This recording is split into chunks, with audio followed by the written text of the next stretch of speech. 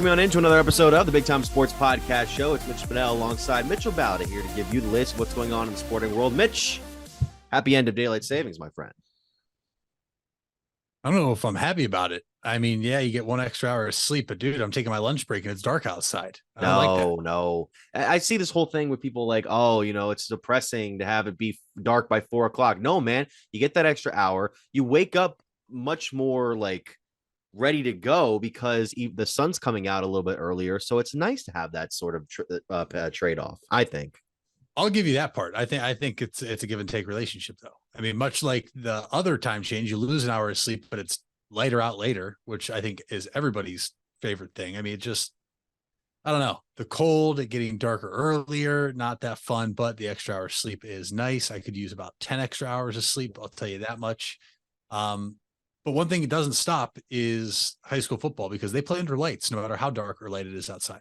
Indeed. And, leave us a comment below if you're watching this, which you prefer, daylights or not. If you're watching here on YouTube, be sure to like, subscribe, and hit the bell. And you can also find us on Apple Podcasts and Spotify. We're going to transition into that first topic where, this week we had a number of competitive games in the high school football playoffs. We're going to have a number of them this coming Friday. We do have our matchups for this week. We have 2 games that you'll be able to find here on Big Time Sports. Game replays, not live streams. We'll have this Friday at 7 p.m., we will be in 2 locations. Number 1 will be at Dover High School, where you'll see the Green Bulldogs take on Westerville South in the postseason. And in Louisville, you will see the Wildcats of Canton South competitive in that postseason matchup. So we will see what comes here the next coming days. And it's going to be very interesting to see where these matchups will go. But we'll talk about the matchups from last week. A number of them, we were in 2 locations last week. I was over at Garaway. Wasn't much of a contest between the Pirates and the East Knox Bulldogs. It was a 42-7 game that had a running clock throughout the entirety of the second half. The other game, though, was one of the closest matchups we've seen Canton South in all season. And somehow they staved off the Griffins of Akron-Bookville High School. That was a very interesting matchup. It was such an entertaining game.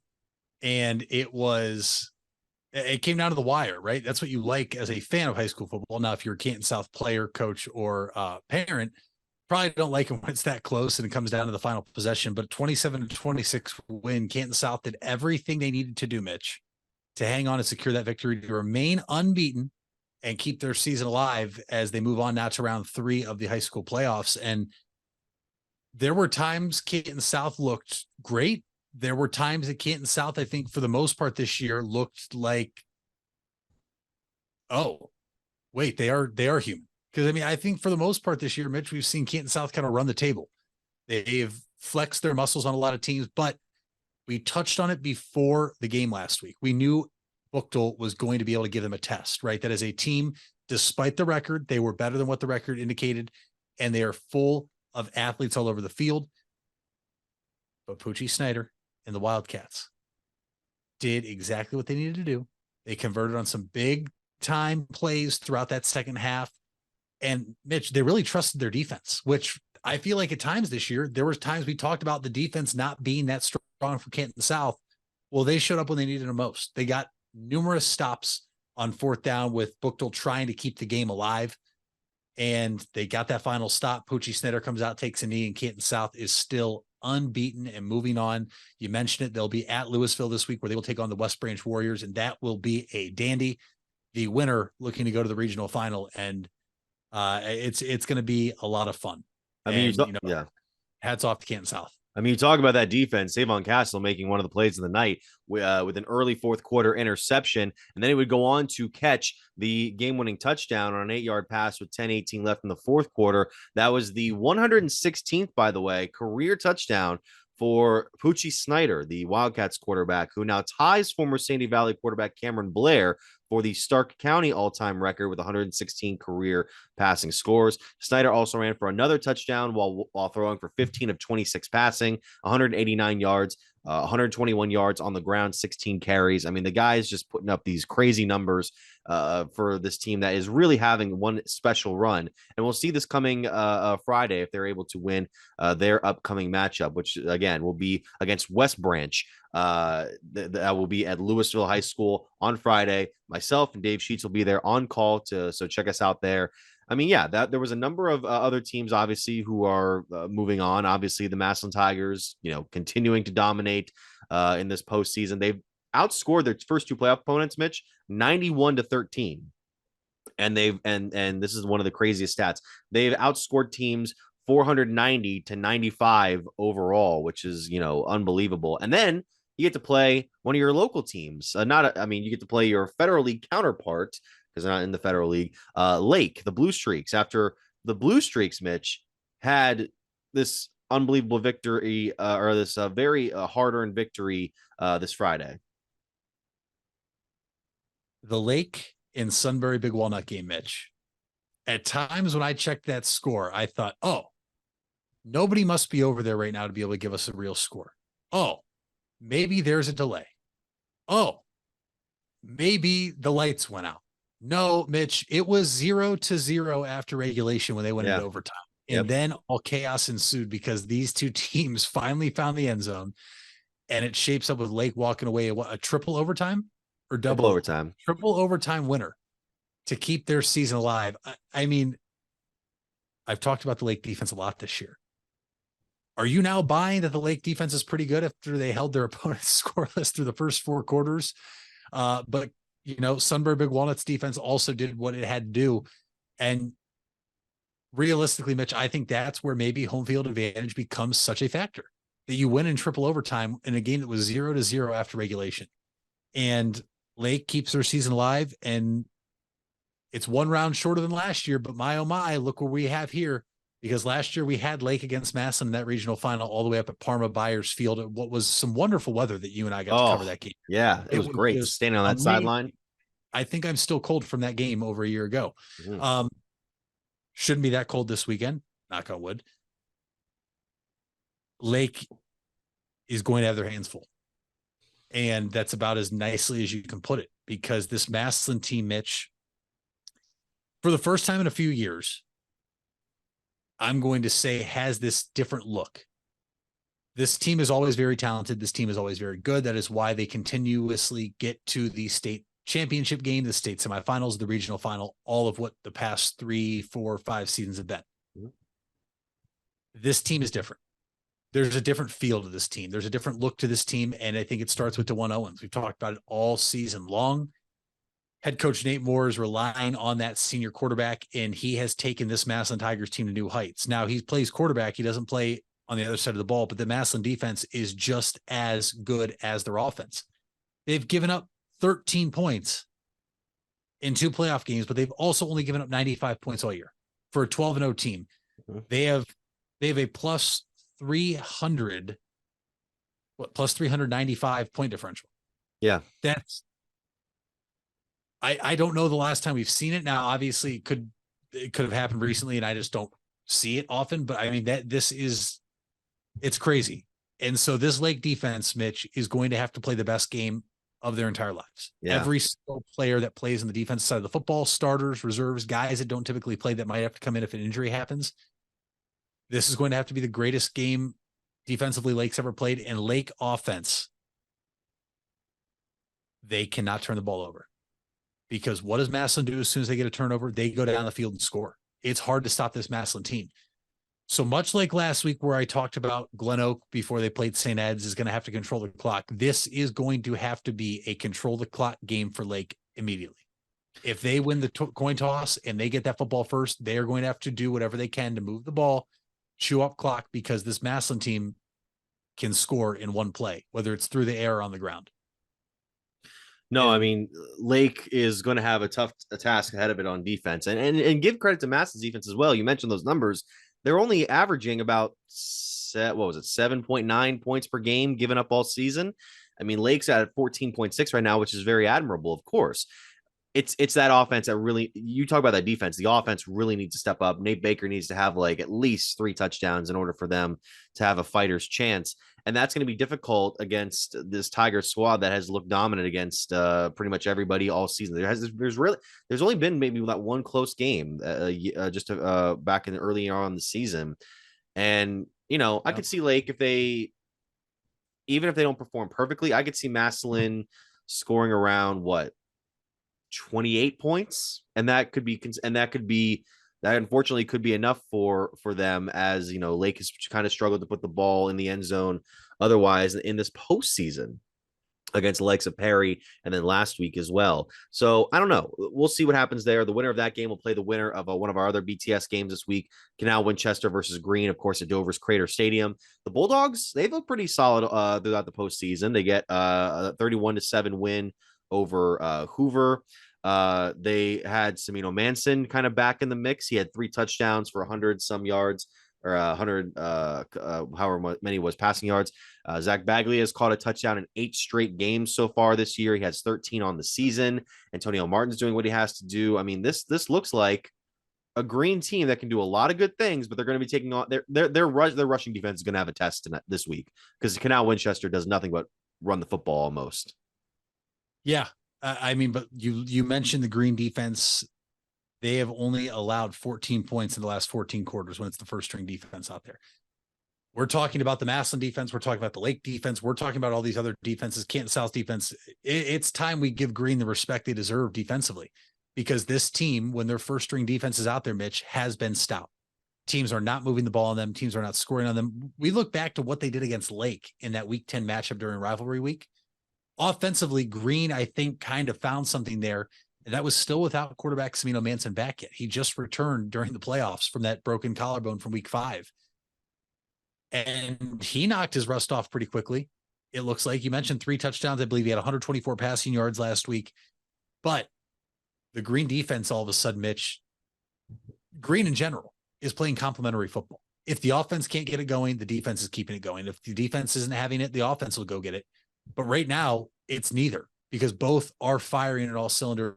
And looking back at it and reading what's happening, this is the healthiest Green has been, Mitch. People are saying since week 3 of the season. Mm-hmm. And this is a team that started off 3-0 before they lost to Jackson. They had a couple key injuries there. Canal Winchester might be the number 2 seed, might only have 1 loss. When you look back at Green's season, when you look at some of the losses they had and why they had them, including losing a quarterback at McKinley in the first half, this is a team that I think if Samino Manson plays all year, they're probably right here in terms of record with Canal Winchester. But at the same time, if you're Green, I think you learned a lot more about your team this year when you face the adversity with Samino Manson going down and other players going down, other players having to step up and rise to the occasion. That helps you with the momentum you have right now rolling into this game. Because now, if somebody isn't getting it done, you can count on somebody else. And so for all the people out there that say, oh, they should have won that game in the regular season, oh, it's a bad loss. Sure, at the time it is. But it builds other players up. It builds the character up, and it allows people to find their footing. And I think that's where Green is right now. And Mitch, they are a team that is just hot right now. And so they're going to have their hands full with Canal Winchester. You mentioned this is a team that runs the football, and they run it extremely well. I like Green, though. I think Green has a real fighter's chance here to win this game and get back to the regional final for the first time in 2 or 3 seasons when they defeated Massillon. That defensive line is going to be an interesting case study for Friday. I'm wondering how the secondary is going to operate, because a number of these guys have done very well this season. Josh Just, he's a senior safety. He has 6 interceptions. You have guys like Martin who have 5 interceptions on the year. I wonder if Canal is not going to pass the ball very much in that game, how they're going to be utilized in the defense. Nevertheless, they are trying to get to the regionals for the second time in the last 3 years, while Winchester is looking for the first time it's ever won 3 games in a postseason. So we'll see what happens there. And of course, we have the Canton McKinley St. Ed's game this coming Friday. McKinley, look, I have friends who went to Ignatius. They were heartbroken is a word to say the least, about what happened on Friday night.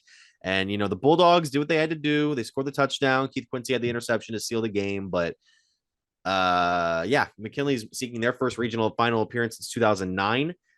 I mean, this taking down the two-time defending Division One champs who have shut out their first two opponents, including Glen Oak this past week.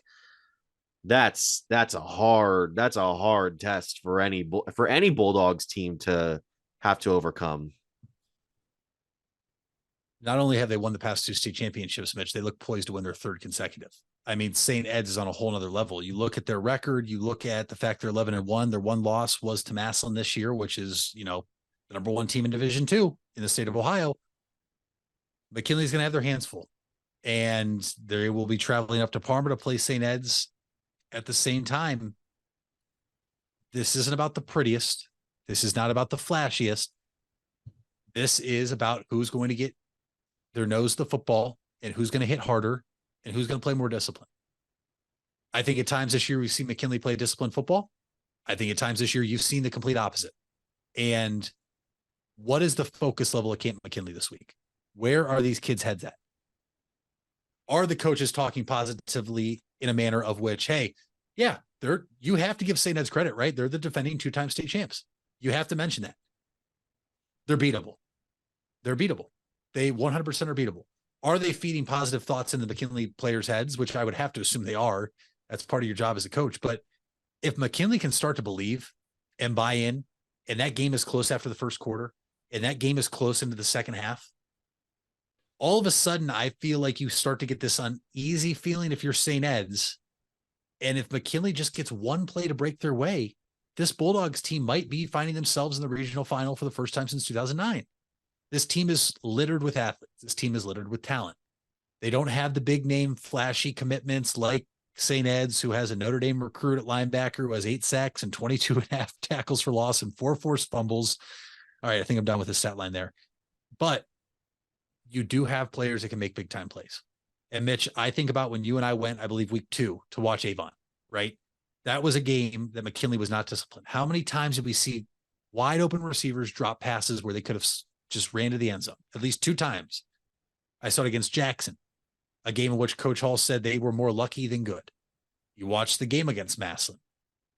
They were not good. But at the same time, for every time this team comes down, this team comes up. Can they stay on the rise? Because I think McKinley does have a fighter's chance here. It's going to be hard. There's no doubt about that. You're going against a team that's outscored their opponent 77-0, like you mentioned. So can Keaton Road take care of that football? There's times he has, there's times he hasn't. It's all dependent on how disciplined McKinley can stay and how positive they get, especially if St. Ed strikes quickly, which is very, very possible. This will be the third time since 2017 that these two teams have faced off in the postseason. McKinley lost to St. Ed's 42-0 in the regional semis back in 2021 and 37-21 in the regional quarterfinals back in 2017. So we'll take a cap on that. I mean, we also have a couple of area games for Tuscarawas County this week, where Garaway, as I mentioned before, will be playing this coming week after beating East Knox 42-7 in the quarterfinals. Rather, they will head to Heath. Actually, we reported earlier this week, I believe it was on Sunday, that they originally were going to another location, to Northwest, but now the game has been relocated to Heath High School. So the Pirates will be moving on in the Region 23 playoffs, where they'll play Galleon Northmere, who beat Trimble 31-6 this past Friday. And that's a 1 seed versus a 4-seeded matchup. So that's an interesting one there. As I mentioned, we mentioned Canton South and West Branch in the Division 4 postseason. We also got West Holmes. They moved on to play. They're going to play Perkins in their matchup at Marion Harding High School. So that'll be an interesting one there. And then I'm looking for the match between here in Indian Valley, number 13, a 13-seeded Brave squad beat Columbus Bishop Reedy handily 34-13 on Friday night. But now they have to go up against the top seed Steubenville, a rematch of last season playoff matchup. That game will be played at Red Devil Stadium in St. Clairsville. So it's going to be an interesting one to see if Matt Lancaster and his squad can get back to the regional Finals. Hey, Stark County, it's your friends from the local Board of Mental Health and Addiction Recovery, and we have a challenge for you. We're asking you to create a new habit and check in on someone every day. Nothing fancy, just a simple text, phone call, or note on social media to ask someone how they're doing. You don't have to be a professional, you just have to ask and then listen. Are you someone who could use a check-in? Text 4HOPE to 741-741 anytime, day or night, or dial 988. Brought to you by Stark County Mental Health and Addiction Recovery. Wendy's without the Wendy's app is like Nugs without the sauce. Or a Frosty without the fries. Or a hamburger without the fresh beef. No! Level up. Get the app to order ahead, order delivery, earn free food, and get app-exclusive offers. One app, all the Wendy's. Offer for a limited time at participating Wendy's. Terms apply. App registration required. Fresh beef available in the contiguous U.S., Alaska, and Canada. You deserve the best. And at Ferris Chevrolet, Buick, Cadillac, Toyota, that's what you get. We consider you, the customer, to be part of our family. Anybody can make promises, but when you visit Ferris, you get the Ferris deal from a Ferris wheel. So if you're looking for a car, truck, or van, think Ferris. Think Ferris. Where you matter. You matter. Everyone plays a part. We all have a role. Each of us can make a difference. You do matter, and the best way to have a positive impact is to pay it forward. With each of us helping one another to cope, feel better, and know that we belong. Pass on the positivity today. Tell someone else they matter too. Alt Care. Alt Care, Alt Care. Where you matter.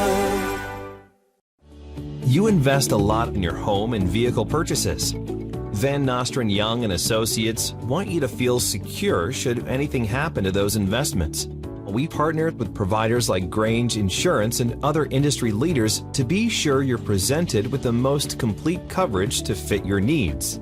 Because we're not only here to protect the items you invest in, we're here to protect your future as well. Call Van Nostrand Young Insurance in North Canton at 330-497-1867. Happy Sardiversary with Sarda rider Anthony. We're celebrating 25 years with our valued riders. And I absolutely enjoy riding the buses. I get to know a few of the drivers, very respectful, very professional. Just an all-around about good experience. It helps people get to where they're going. Disabled, veterans, or people going to work. Thanks to all our riders as we celebrate Sarda 2-5 at Sarda. All right, so we go from there, and we got a number of topics to talk about today. The big one that happened Monday, kind of out of nowhere, because with all this talk, we're capping the Browns victory, and we'll get to that later on in the show. The Cleveland Guardians have hired a new manager, kind of the one that people weren't really talking about. There were some rumblings beforehand, but the biggest name was Craig Counsell. And we're not getting Craig Counsell now. We've decided to go with Stephen Vogt. I mean, good. Okay, we'll get to your thoughts in a second here, but I want to get some information out of that. I mean, the Guardians hiring a 39-year-old first-time manager whose first taste of coaching on a big league squad this year was this past season as the bullpen and quality control coach for the Seattle Mariners. He, of course, had a 10-year career prior to this, was a two-time All-Star with the Oakland Athletics. He also played for a number of other teams, including the Atlanta Braves, with which he won the 2021 World Series championship. So yeah, this was a guy that had been getting some talk as to being a potential manager in the future. I had heard some rumblings throughout the hiring process, obviously with all the candidates that we were potentially going through. I mean, it's not an out of nowhere hire, but it's kind of one where you're like, oh, okay. It's kind of, it's a culture shock from going from a longtime manager, the all-time winningest manager in franchise history, to this guy who's really just getting his first taste of managerial status. And you've kind of spoiled your thoughts on it before, Mitch, but I want to hear why you think it's a good hire for Cleveland. Well, first off, let me say it's a good hire because we didn't take Craig Counsell. And it's nothing against Craig Counsell coaching wise. I actually think he is a good coach. $40 million.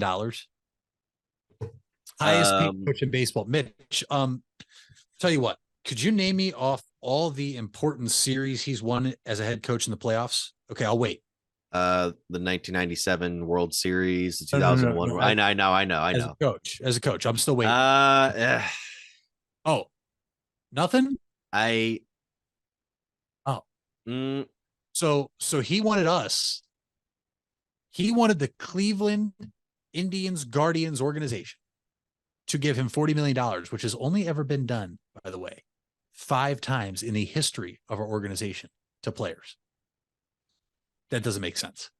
That doesn't. Our payroll 2 years ago was $41.67 million. This guy wanted to double the payroll just for himself. He's not done anything to warrant that kind of money. I'm shocked the Cubs gave him that money. Good luck over there. I think it would have been hilarious if he went to the Mets and then flamed out just like every other Mets manager. Okay, I'm done with my Mets talk for the day. Either way, I think the Guardians, I don't want to say dodged a bullet, but like you cannot be giving a manager that has, if this was Bruce Bochy, I'll hear it out, right? If this is somebody that's won multiple World Series, I'll hear it out. Craig Counsell has done nothing, right? His biggest accomplishment was as a player, which so happened to be against us. Now you look at Stephen Vogt. He has no experience. He's had 1 year on a major league coaching staff. Well, actually 2. I don't know if you've done the read on The Athletic, which is one of the top, in my opinion, one of the best, sources there are for articles. So Stephen Vogt got hurt a couple of years ago and actually interned as a manager with the Milwaukee Brewers under Craig Counsell because he wanted to get into managing. He retired after 22. Last year, he was the bullpen and quality control coach for the Seattle Mariners, his first year as a coach.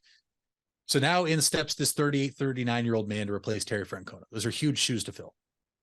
I'm not going to get too high, get too low, because I don't think it matters who was going to be hired as the coach unless this front office makes moves in the offseason that need to happen, right? I think last year we took a step back from 2022. We saw some holes in the lineup. We saw where we need to replace. Guys need to stay healthy. The one thing I really like about Stephen Vogt, reading the articles on The Athletic, this is a guy who could connect with multiple personalities. That is always a giant thing as a manager. You remember Trevor Bauer and Mike Clevenger here. Not always the easiest for Terry Francona to connect with, right? Those were two. Like, Trevor Bauer was so outgoing with his personality. Mike Clevenger kind of kept to himself, was what people like to say a hippie, whatever it is. I like that Vogt was able to capture the room in his interview. Chernoff and Antonetti loved it right away. Now it seems like Tito was a part of this interview process too, which I absolutely love, because this is a guy that you're not going to do better than, at least right now. Yeah. I also love how young he is. And that's not a shot at any of these old managers, but I think when you look at how young our team is, it is there is the factor of you're able to relate a little bit more to those guys. Terry Francona being as old as he was is one thing because he's been there, done that. Hiring another coach that is near Terry Francona's age or within 10 years that has not done that, I don't want to say it's hard to buy in, but it gets hard to try to be able to rally around what he wants, where Stephen Vogt's going to come in here. He's going to try to connect with all these players. He is able to relate to them saying, oh yeah, I faced that guy 4 years ago too. You know what I mean? Like, just give you real life examples and whatnot. I am intrigued to see what the staff looks like. So we know Sarbaugh is gone. We know 2 others are gone. From what it seems, Sandy Alomar Jr. will be back. And from what I'm able to gather, Mitch, it seems like he's always going to be here for the rest of his career, unless he so happens to want to take a managerial duty somewhere else. There are the people, though, out there, Mitch, and I want to bring this up, that think Stephen Vogt was brought on with no coaching experience because of how this team is ran. I don't want to use the word puppet, but there's people out there saying, is he a puppet because, he's going to do what he's told to do, which is fair. Terry Francona didn't always do what he was, or didn't have to, because he's just that great of a manager with that experience. There is worry. There's worry with every manager you go hire, right? I mean, except for Terry Francona, I feel like, or Bruce Bochy, or even look at Joe Madden. His career's kind of fizzled out after the 16 World Series with the Cubs and Angels. He gets canned. There's uncertainty. I'm not going to get too high, though. I'm certainly not going to get low. I think the Guardians could have done way, way, way, way worse. I'm going to give Vogt the benefit of the doubt, but you cannot put every single piece of this on Stephen Vogt if this front office stands pat again this offseason, Mitch, because if this team does not improve in certain areas, then this is a coach that is handcuffed immediately in year one. Well, I'm happy you brought up the topic of how young this team is, and that the manager they're bringing in can connect with a number of personalities, because we're one of the youngest teams in baseball, if not the youngest average team in baseball. I think bringing in a 40-year-old manager can be productive. You're not having like a ton of guys who are in their early to mid or even late 30s who are still playing, who are getting these massive contracts, being like, why do I have to listen to you? You were just playing with me 2 years ago. That this doesn't make any sense. That I can kind of see. As far as, whether or not he's a puppet, I mean, most managers, especially first year time managers, are going to be more susceptible to front offices wanting to make moves over them because they have that power over them. And unfortunately, in some cases, they abuse that power. So I don't know. It's a fine hire. It's a fine hire. I don't have any hard feelings about it. This isn't a shocking hire. Maybe a little surprising, but not shocking. I mean, what was shocking was the Chicago Cubs moving on from David Ross. And I mean, I shouldn't say it's not like he was this manager that was kind of just kept going up and up and up to the point where we thought, oh, he's going to be the guy. But Chicago made a run at the end of the season after the deadline. They fizzled out in the last week to miss the playoffs. And now they're going all in on Counsell to make him. I mean, we mentioned the numbers. That was reported by Passan, by the way, 5 years, $40 million, $8 million a year, which Stephen Vogt, I think, got a 3-year deal, according to reports. This would make Counsell not just the highest paid manager in the league, but the highest paid manager in baseball history, besting the $7.5 million annual salary commanded by famed former New York Yankees manager Joe Torre during the heyday of the early. This is a guy who won 4 World Series in a 5-year period, and he didn't get as much as a guy who got ousted by the Arizona Diamondbacks. And again, this is not trying to I'm not trying to be personal towards Craig Counsell. This guy has proven he can lead a team. He can lead a team to the postseason. That's a lot of investment for a team. I guess it's the Cubs trying to obviously every team's trying to recapture the success of winning a World Series championship, but they must be really desperate if they think this team can be, because some of their players are reported to not be coming back. I thought, or at least they're going to become free agents. Yeah, you're spot on. And that's the other thing is originally, Mitch, when this opened up and we saw the coaches that were applying and we saw the coaches the Guardians were interviewing, I loved the thought of Craig Counsell because he would be leaving Milwaukee, which is very similar to the same structure of what Cleveland has to work with in terms of they don't have the highest payroll. It is not a top 5, top 7 city in which players want to come to, which, you're just wrong there because Cleveland rocks. But then to demand that money. I don't think you can't justify it to me, in my opinion. Now, teams can spend their money however they want to spend their money, but he has no track record of anything other than just making the playoffs and maybe winning the series here or there. Could it be now that he's going to Chicago because that is a city people want to go to? We know all of the history of Wrigley Field. We know the Cubs will open their pocketbook. Sure. And maybe it works out. But you're right. This team last year, Mitch, was a team nobody expected a lot from. They got hot. They were right in the thick of that playoff race, and they fizzled out the last week of the season. It surely looked like David Ross finally had his footing going for the Cubs and then canned out of nowhere. I really, it was out of nowhere.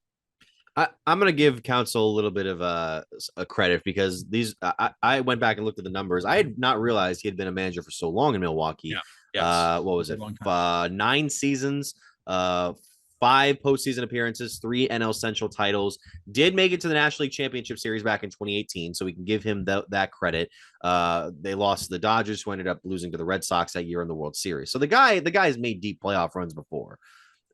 I think it's more so his negotiating tactics proved to be worthwhile because the Cubs were willing to give him the deal that he wanted, or a similar deal to what he wanted. It wasn't the Mets, who I guess went on to Carlos Mendoza, and I don't really have much to say on that. I mean, Mendoza's had some experience before, but I believe he's a first-time manager as well.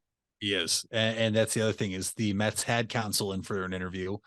It seemed like the Mets like Craig Counsell. Yeah, and they have the money to do that. They certainly do. Steve Cohen just put out a $50 million plan to redo the area around Citi Field. This man has all the money he wants. They, going off the names, they've struck out. I'd say the Mets did so far, managers. It could work out though, Mitch. I think sometimes the things that work out the most are sometimes the names that you don't know. I think it's gone like that in the NFL. It's gone like that in the NBA, college football for sure. You have to wait and see. But the added pressure now, although a first-time head coach, he was the Yankees bench coach. He should understand the pressure of winning in New York to a degree. He should be able to feel that from when he was with Aaron Boone and on that Yankees staff. You want to talk about managing personalities. This dude's job is about to be very, very difficult. And I'm not saying that because of all the players in the Mets, but you have some big time players. You have all-stars. You have MVP candidates. You have a fan base that is furious right now because you let Jacob deGrom walk, and then you got Scherzer and you got Verlander and you traded them both. There's going to be a lot of pressure. It's not fair to say it, but at some point he's already going to be on the hot seat because this is a team and fan base that wants to get over the hump of historic collapses, of historic blown leads in the playoffs, and just win. And they've not been able to do that now for a couple of years, especially since they acquired Lindor from us, because we got Lindor, we have deGrom, we have all these guys that can't stay healthy. There's going to be a lot of pressure on the Mets now, and we'll see, because we also know the free agent class this offseason is not the best in terms of top talent. It's Shohei Ohtani, which it's been known at times that he wants to stay on the West Coast. Mm-hmm. Marcus Stroman, JD Martinez, like these aren't the free agent classes that we're used to sometimes in MLB, where there's big name after big name after big name. This is a watered down free agent pool. So we're going to have to see how creative the Mets can get. We'll have to see how creative the Guardians can get, because I think there's a couple guys out there that I'd like the Guardians to go get. The only team that didn't get a manager on Monday was the Astros. And that's mainly because I think they're going to go with Joe Espada, their bench coach. Yes. He's been there for 6 years. It would make sense to like promote a guy, unless you were going to bring someone in, which, you know, I don't know if you kind of had to hire Dusty Baker because that's a reliable manager. And you were kind of in a panic after what happened with the scandal. Wait, what happened? We're not going to get into that. We're not going to bring that up again. I moved on. But yeah, that makes sense to kind of bring someone from in-house and keep this process going. Try to get back to ALCS for the umpteenth godforsaken season. Vive Auto Sales, located on West High Avenue in New Philadelphia and Cleveland Avenue in Canton, is a used car dealership committed to getting financing for everyone. We give every customer that walks in our showrooms a prime buying experience, no matter their credit score or financial situation. Current inventory can be viewed at www.wefinancenow.com. Check out our Facebook pages for the most up-to-date information about upcoming events and promotions happening at Vive Auto Sales. Are you trying to increase your speed, quickness, vertical leap, and agility? If so, NST Sports Performance is for you. NST trains athletes ages 5 through pro. NST designs each program specific to the athlete's needs, goals, and sports. For more, visit nstsports.com. Locations in North Canton and New Philadelphia. It's nstsports.com. If you're looking for a new or pre-owned car or truck, why not see the Parkway Auto Group? Parkway is a special group of automotive experts with 8 brands to satisfy your needs. Come see the difference at the Parkway Auto Group on Commercial Parkway in Dover. 8 brands and 1 family. It's Parkway Auto Group. The Furby Electric Supply Company has bright ideas for your home. Save money by converting to energy-efficient electrical products or add ambiance with beautiful lighting features. It begins with a professional consultation and a visit to the Furby Lighting Showroom. Then certified Furby contractors complete your project right and on time. Since 1934, 4 generations have built a reputation of quality and trust, and they offer emergency services too. Just visit Furby.com. That's F-U-R-B-A-Y. The Furby Electric Supply Company. It takes a lot of practice to have a winning team. Alban Title has over 100 years of combined experience handling real estate, title, and escrow transactions. They serve Tuscarawas, Stark, Carroll, Harrison counties, and more. So choose Albin Title for your next home refinance, sale, or purchase. They'll get it done quickly and professionally. Contact Albin Title at 330-334-5800 or visit their website albintitle.com. Let them put their experience to work for you. We all have 206 things in common. Our bones keep us up and moving. And we at Cleveland Clinic Union Hospital care about every single one of them. From the tip of your finger to a brand new hip, our orthopedic experts will keep you going while keeping you safe. For every break and breakthrough, for every bone and joint, for every care in the world. Get the care you need when and where you need it. Visit unionhospital.org. Fall is in the air and part-time career enhancement courses at Buckeye Career Center are on the horizon. Registration is now open for Introduction to Beekeeping, Basic Small Engine Repair, and Sign Language. These part-time offerings run on Tuesday evenings and begin in November. Let Buckeye Career Center help you learn a new skill or advance your current skill set. Call 330-339-2288 for more information or to reserve your seat in one of these or our other part-time classes. Have you checked in on someone yet today? This is your reminder. A simple text, call, or message. You don't have to be a professional to check in. You just have to ask and listen. Are you someone who could use a check-in? Dial 988 24 hours a day, 7 days a week. A message from Stark County Mental Health and Addiction Recovery. So yeah, let's move on. Browns won this week. Let's it's a good week. We're on Victory Wednesday. It's a good week. Yeah, there's not much to say about it. We knew the Browns were probably going to win, and then they did. And I know there were some people still complaining after that game, but I'm just happy that we're coming off a victory, going into the two divisional games. Deshaun Watson looked fine on Sunday. Didn't look amazing. Didn't look like he was fully back, but the guy made enough throws, including one that. This whole thing where people were like the first touchdown. Let's talk about the first touchdown specifically. The one that got deflected off the helmet went to Amari Cooper's hands. I understand that sometimes you just need a little bit of luck in football sometimes, and sometimes it's going to go your way. We're not used to it as Browns fans because usually those plays are happening against us.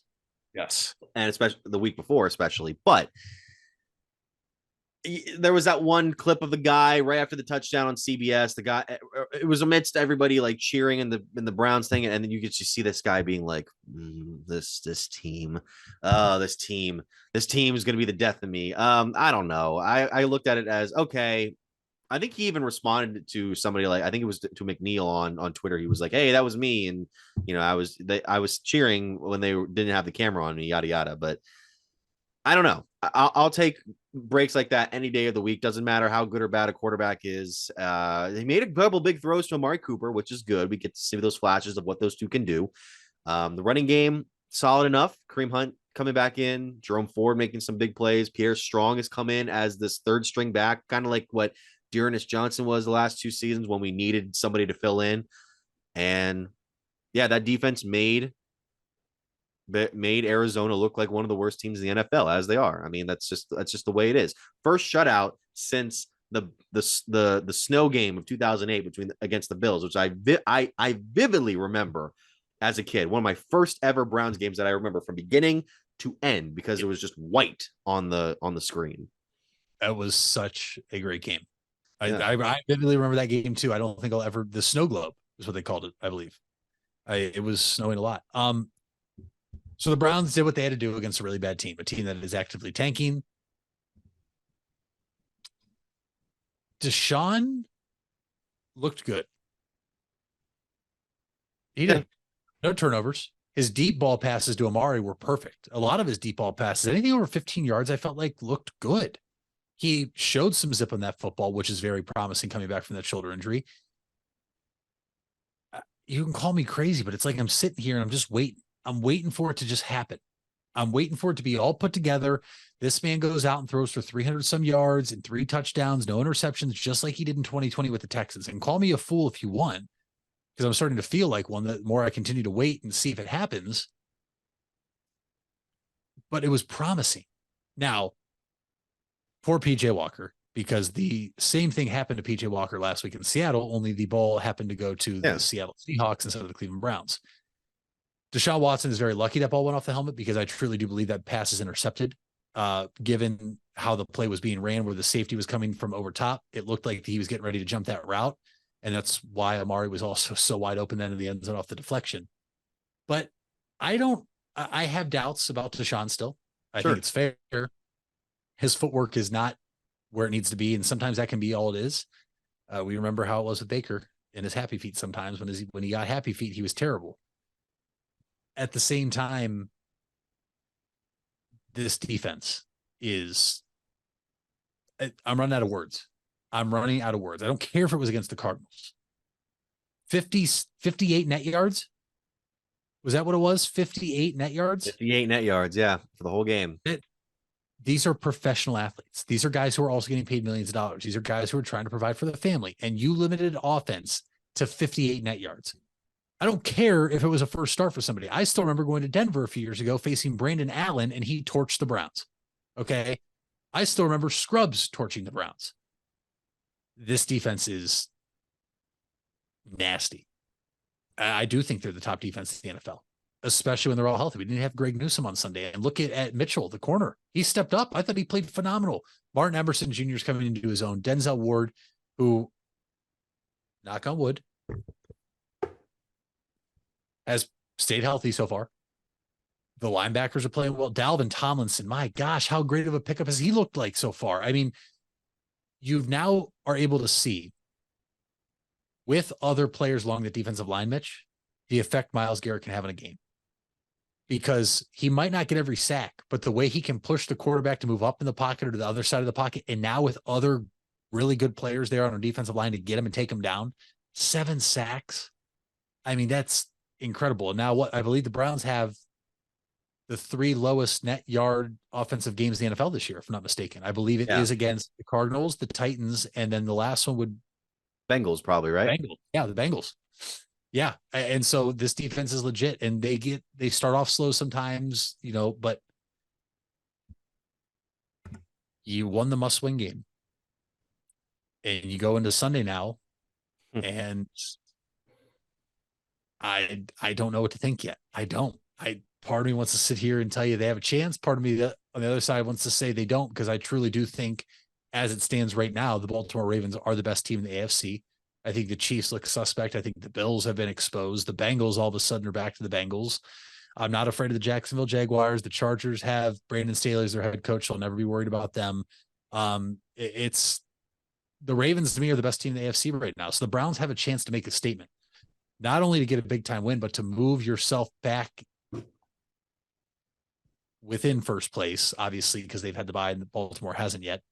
But this is a huge game, and I'm not going to call it a must-win game. If they lose, though, the next week against Pittsburgh becomes a must-win game. Oh, yeah. There's no doubt about it.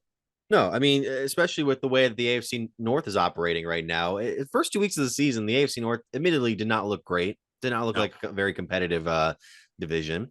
But the Ravens have won 4 in a row. The Bengals have won 4 in a row. The Browns defense is rolling. Pittsburgh wins games for some reason. This division right now, all of them would be in the postseason if the season ended today, which is so fascinating to me. Crazy. Just because of the way some other teams have kind of been playing middling football this season. Buffalo's down to 5-4. Houston's 4-4. The Chargers are 4-4. Vegas is 4-5. Jets are 4-4. That's the way it works. That's the way it works sometimes. And we're getting this sort of. It's not going to be. I don't think it's going to be AFC North teams all in the playoffs at the end of the season. But at least 2, I'd say. I would definitely say at least two minimum, because it's probably gonna be Ravens and Bengals for me right now. But Browns can sneak in, Steelers can sneak in if they can't. Winning Let's games in the fourth. Right we already put up the clip. We put up the clip on our YouTube channel the other day. The Steelers are not a real. This is not a serious football team, and yet they still find ways to win games. Minus 30 point differential. Are you all right? Doesn't make sense. All right. Let's move on. Ohio State also won this week against Rutgers. I don't have much to say about it. They struggled in the first half. They obviously did. A lot of people were like mad that they were still number 1 on the season, but Georgia still is not playing anybody this week, and they still didn't look fantastic. I know Missouri's like a different beast, but Missouri was 12, and that wasn't a serious 12. If anybody should be mad, it's Washington. I get that. because Washington had a ranked win against USC, even though USC is not that strong of a top 25 team still, and they're officially done. There's no chance they're making the playoff this year now. Caleb Williams is done for the Heisman, by the way, too. Well, yeah, but I think we kind of saw it after Notre Dame. I was like, oh, that's the end. Because right now it's Penix, Marvin Harrison, Florida. Who?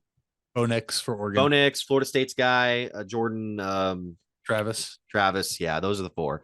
And apparently JJ McCarthy. Oh, whoop. But Marvin Harrison, it's funny. He only had 4 catches on Saturday, but 2 of them were for touchdowns. So that's kind of funny how like those stats kind of line up. And again, there was just some frustrating little moments where you want to pull your hair out sometimes, like that. The play before Travion Henderson's big catch and run, which was, I think, the interception for touchdown was the game breaker. But that one I think was big for the offense. The previous play, Marvin Harrison's wide open, and McCord just throws it into the defensive line, and you're like, all right, just this guy. It's Craig Krenzel. It's what it is. And no disrespect to Craig, but like we know what that offense, what that team was that year in 2002. We haven't had a holy Buckeye moment yet. I need a holy Buckeye moment for me to even declare Kyle McCord as the Notre Dame moment, the Notre Dame drive, man. He was doing his thing. He didn't score the winning touchdown.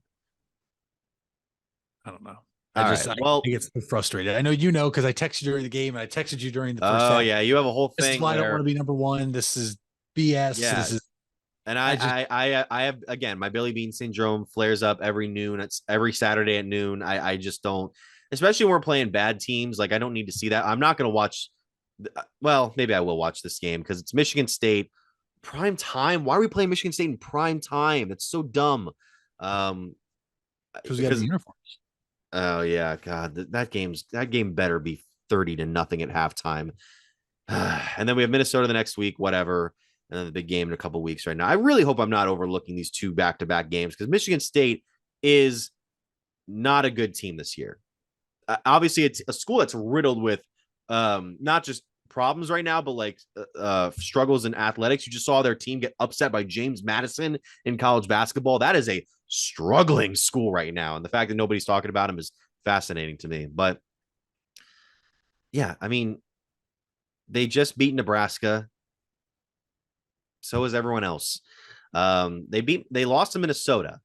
Like you got blown out by Michigan. You lost to Rutgers, who we just smashed. You lost to Iowa, who can't score except for that game apparently. You lost to Maryland. You lost to just don't. Okay, I know I sound like the most arrogant, entitled fan right now, and if you're a Ohio State fan, it's kind of true. Let's be honest here. Just let's not do it this week, okay? Maybe the Minnesota game, if you want to play close, it's fine, but don't play close to Michigan State, man. Just don't do it. No, 100%. Not this late because then I got to stay up and watch, and it affects my sleep schedule. So I hate the night games. I hate it because if it's against a good team, that's one thing. But if I like to get the game out of the way, done by 3 p.m. on Saturday, and then I can enjoy the rest of the night. If I'm worrying about my team, about Ohio State for the rest of the day, then it kind of adds some pressure. These are my problems in the world. You know what? You can watch college football all day and potentially see Michigan go down this Saturday because they're finally going to play a real football team at Penn State. That's true, but Ohio State made Drew Aller look like a Division VI high school quarterback. So I don't know how he's going to do against Michigan. Hopefully, for his sake, hopefully better. I don't know. That, and then there's that whole thing with what was it? The report yesterday that Ryan. It was revealed that the NCAA couldn't trace this investigation back to Ryan Day. Well, first of all, there were 2 things. Number 1, there was that. Number 2, there was this thing that Michigan claims that Big Ten schools were sharing signals and like talking to each other about. Like when I first saw that report, I thought to myself, Michigan is blaming these teams for talking to each other about Michigan cheating, and I'm like, yeah, they're worried that this one school's cheating, but what they're claiming now is that these schools were, I guess, doing something wrong as well, but that doesn't seem as wrong as what you were alleged to be doing. I don't know. When you think somebody's cheating, you typically ask other people if they know anything. I feel like that's exactly what's happening here. Michigan Like I think I feel like Michigan right now is doing anything possible to take some attention off themselves, and it's not working. It's not. No. The entire country is talking about it. It's on every midday sports TV show. It's on the radio shows. Well, it's all over social media. Michigan. Some people have claimed that because ESPN got kind of busted by the Big Ten, they're starting to like really amplify the coverage on them. That was a whole thing, which I don't know about that for sure. Well, I saw some random person on Twitter say that. That's basically what it was. You know how you fix that, Mitch? How do you do that? You don't cheat. You could, I mean, Some schools do it. Some schools do that better than others, is what is the matter of fact statement I will say. Have you checked in on someone yet today? This is your reminder. A simple text, call, or message. You don't have to be a professional to check in. You just have to ask and listen. Are you someone who could use a check-in? Dial 988 24 hours a day, 7 days a week. A message from Stark County Mental Health and Addiction Recovery. Wendy's without the Wendy's app is like Nugs without the sauce. Or a Frosty without the fries. Or a hamburger without the fresh beef. No! Level up. Get the app to order ahead, order delivery, earn free food, and get app-exclusive offers. One app, all the Wendy's. Offer for a limited time at participating Wendy's. Terms apply. App registration required. Fresh beef available in contiguous U.S., Alaska, and Canada.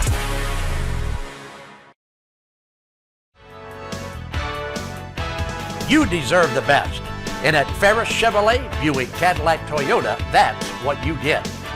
We consider you, the customer, to be part of our family.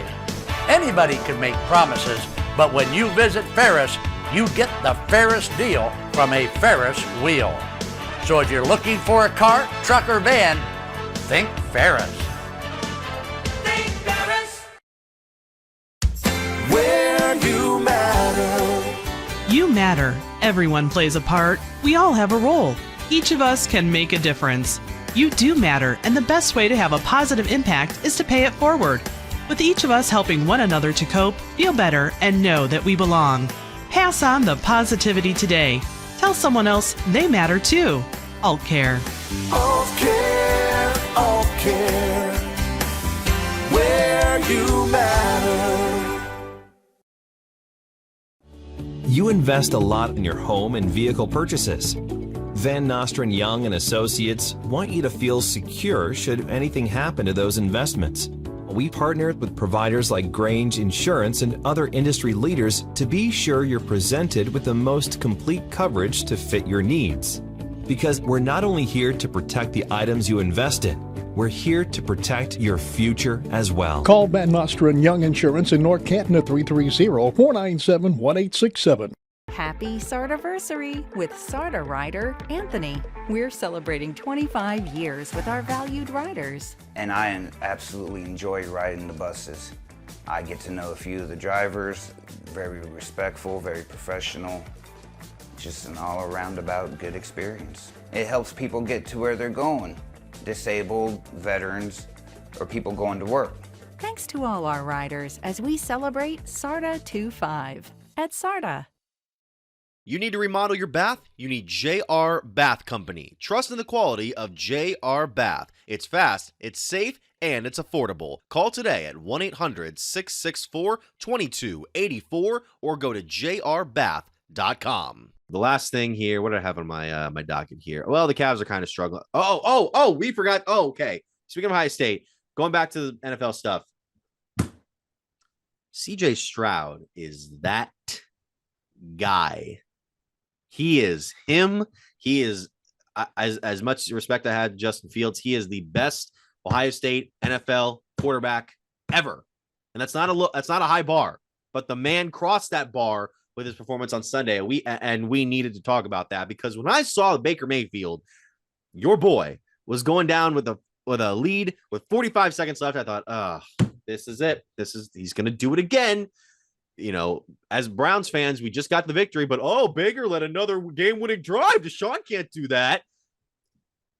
And then lo and behold, two passes. That one down the sideline with X amount of seconds left, and then the one to Tank Davis with 6 seconds left. Tank Hall, excuse me. That was magic. That was special. That was like, that was that. There was nothing to describe that other than wow. 470 yards, rookie record for a game, 5 touchdowns. That is, man, I'm taken aback. I am taken aback. I am too. I would have never imagined he'd be playing this well this soon, especially given the situation he got drafted to, right? I mean, that's always the thing we talk about when guys get drafted. Oh, look at the situation they're going to. First year head coach, third head coach in 3 years, this, that, whatever. How stupid do the Carolina Panthers have to feel right now? Well, hold on. I've seen this whole thing between them and with Bryce Young right now. And Bryce Young's not playing great. Don't get me wrong.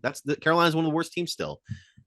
I don't love to compare quarterbacks after year one. That's not what I like to do. I understand the point of like, oh, well, CJ's playing great and Bryce isn't. So therefore, Carolina made the wrong pick. And we know that Carolina had some vesting interest in CJ.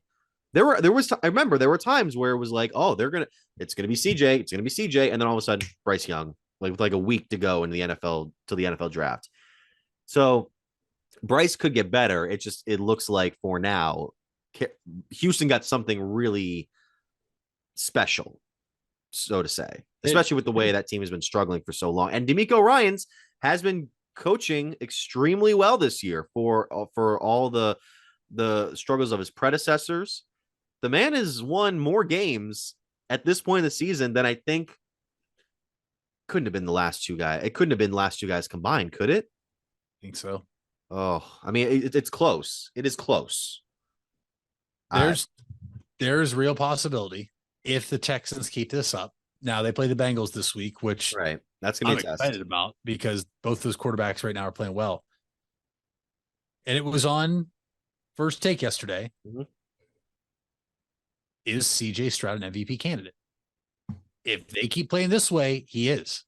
Because when I look at MVP, it does not mean you have the best numbers. It is who is the most valuable player to you.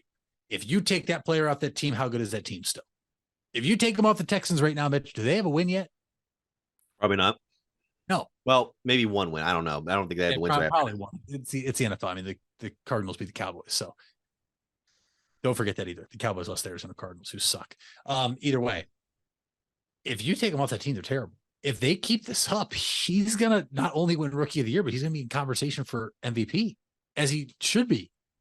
I'm thrilled for him. I really am.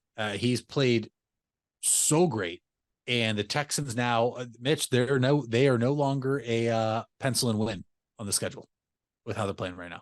No, they're not a team right now that you can just say, "Oh, Texans, yeah, they suck." Win.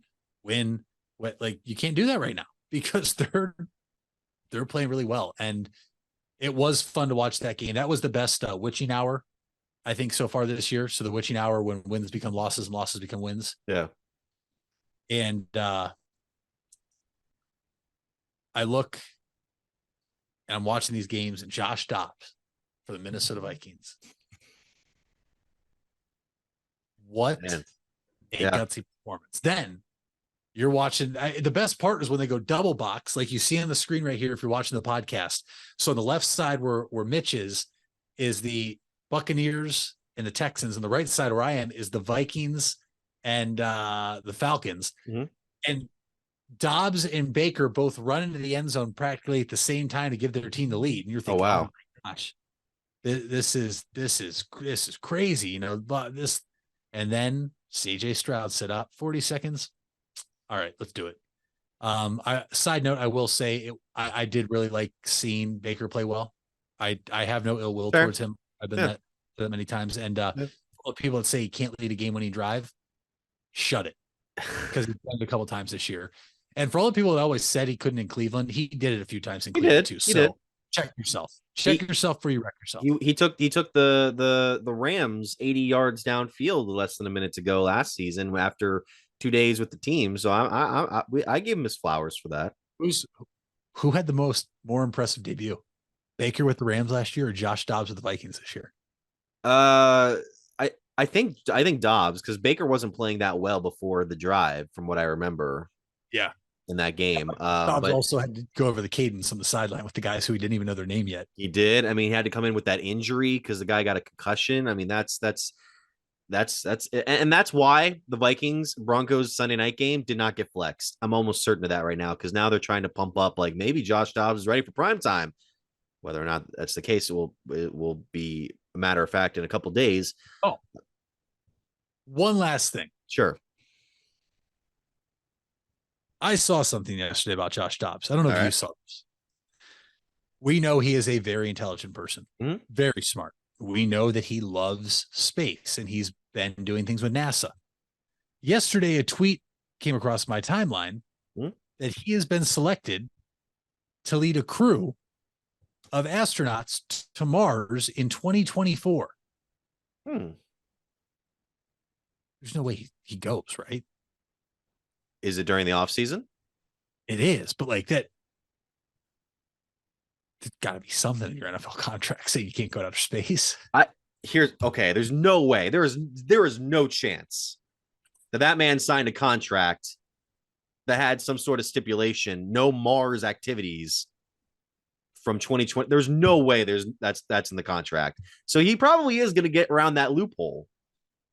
Does he actually do it? Mitch, if this is you, are you going to Mars and leading a crew of astronauts in 2024? Oh, I mean, leading a crew of astronauts, if he can do it, maybe, but that's it Are depends you? on the task. If he's just part of the crew that like gets to go up there for fun, then I would think he'd do it. You know, I'm projecting myself when I hear, oh, you're going to lead an expedition to Mars. That's for me. I'd be like, I don't know, because I don't feel like I'm ready for it. He may be ready for it. I don't know. I could see it. Terrifying. It's terrifying to think about. I would never, ever, ever. You just sound terrified of space. I'm terrified of heights.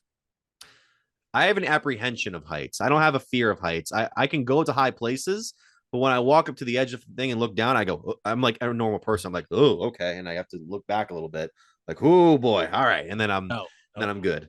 You're never going to, the people that go in the Sears Tower in Chicago and you walk on that glass floor where you look, 0% chance I'm ever gonna walk. The most underrated one you can go to is Hudson Yards in New York City, because they have a thing where, they have a thing up top where they have a bar up there, by the way, which I wouldn't think that you're that high of an altitude. People are like, hey, let's give you some champagne. But they also have wall scaling where on a further top of the building, you're not actually at the top when you go to Hudson Yards. When you go to when a further top, you can like get this rock climbing gear and you can scale the wall. And granted, the thing is, if you were to unfortunately have your line snap, the building is angled in a way where you would just fall onto the platform that the people are standing on. You're not going to just fall off there. Although there are some things on the flooring of that top where you can look, it's glass and you can look down. That's like, I know it's bulletproof and I know it's human proof. There were people laying on it and I'm thinking to myself, no. That is where I'm like, okay, I can see it in your face right now. That's where I'm like, let's all calm down here. Let's take a minute to think about this. Heights. I don't like heights. I don't like flying. I've flown before, though. I have flown before. Yeah. I mean, we had to go to Florida my freshman year of college to play, so I had no choice. So you said it's Hudson Yards, right? So I just wrote a sticky note. Don't go to Hudson Yards. And it's a mall. It's a shopping mall, but they have that thing where you can go up there and, I'm not going to try it. Well, fair enough. All right. Thank you guys so much for listening or watching the Big Time Sports Podcast Show. As I mentioned before, be sure to follow us everywhere. We're on the platforms, YouTube, Spotify, Apple Podcasts, BigTimeSportsOhio.com. You can find our latest schedule there. You can find our latest articles, videos, game broadcasts. We're going to have our winter schedule up here very soon. We're very excited to cover basketball, wrestling, and all the other winter sports for you guys. All right, Mitch, what's the fact of the day other than you're scared of heights? Well, I'm actually going to bring in my second biggest fear, which is the ocean. And I mean like the deep ocean. Like I've been to the ocean before. Like I'm just, things that you can't see out there, Yeah. Most of the ocean is still unexplored. But my favorite animal is actually in the ocean, which is whales. I love whales. They're my favorite animal. Did you know a blue whale's heartbeat can be heard for more than 2 miles away? More than 2 miles away. That's fascinating. Yeah. It's a long way. Facts. And did you know that a blue whale, man, I tried to pull up a blue whale fact and the thing ad popped up and now I can't get to the thing. All right. Thank you so much for listening or watching the Big Time Sports Podcast Show.